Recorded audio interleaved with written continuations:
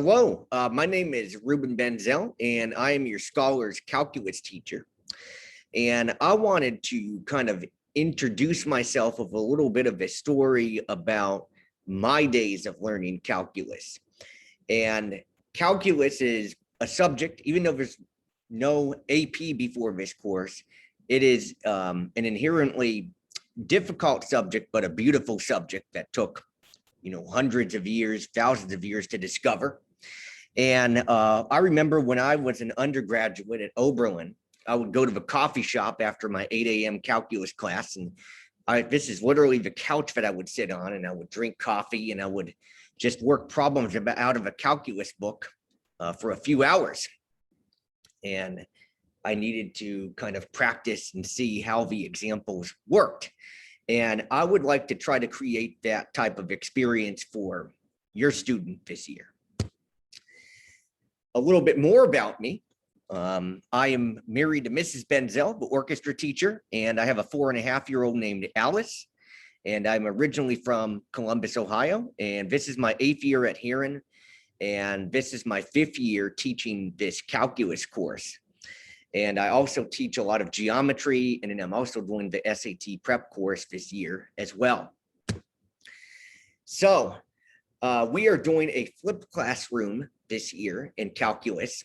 And the key part of the flipped classroom, I would say, is developing the foundations through note taking. And I want your scholar to be able to come to class with notes already done. So I have about videos that are about 15 minutes or so.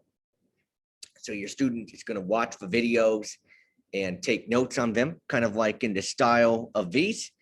And that way they can kind of see the mean definitions and some similar examples to their practice problems. And this is a student from last year and their testimonial for the importance of good note taking and how it helped them. So feel free to pause and read. Step 2 is reflecting through guided practice. So we begin the class with a bell work and a notes check. We have some time for students to ask questions from the video. And then depending on the day and the nature of the topic, on the more equation type of things, we do whiteboards. But on some of the graphy type of stuff, we'll do like stations or even like matching cards as well, just so your student can kind of take the concepts for a test drive. The vehicle in which we do most of the independent practice in calculus is in step 3, and that is in Delta Math.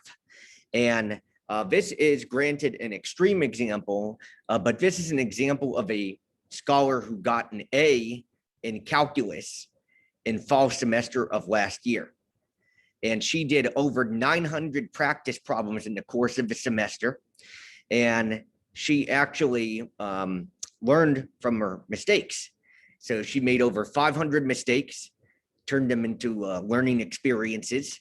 And you can even see from her final study guide that she struggled at first, or maybe had even like just a typo, and was able to kind of quickly see what sort of mistake that she made, and then got like 2 questions right in a row on many skills, and even ended up with a 94% on the final exam.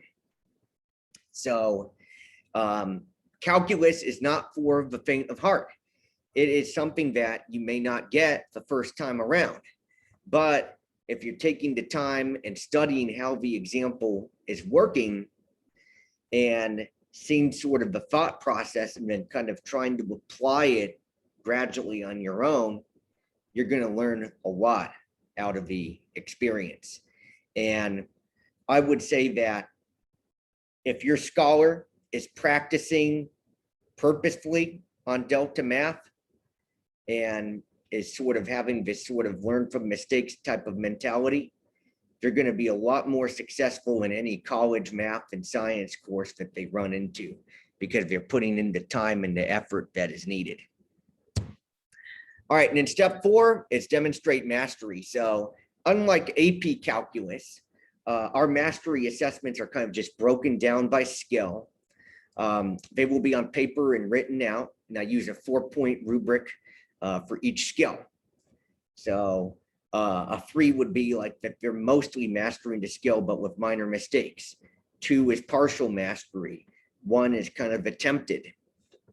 And I'll also give them a paper study guide before the mastery as well, just to give them a little practice on writing the thought process out on paper.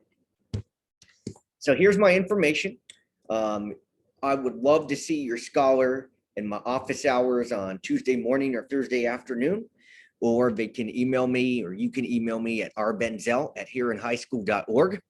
And some signs that maybe your student needs to come and see me is if they're consistently getting less than 50% of the questions correct on Delta Math.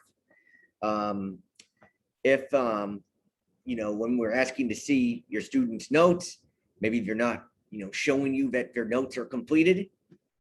And then I would say also just a general lack of practice on Delta Math. So feel free to ask them to show you the Delta Math. And if there's any concern, just feel free to let me know. So I'm looking forward to a great year. I hope everybody stays healthy and that your scholar will be able to learn a lot of calculus this year. So thank you very much for checking in, and be well.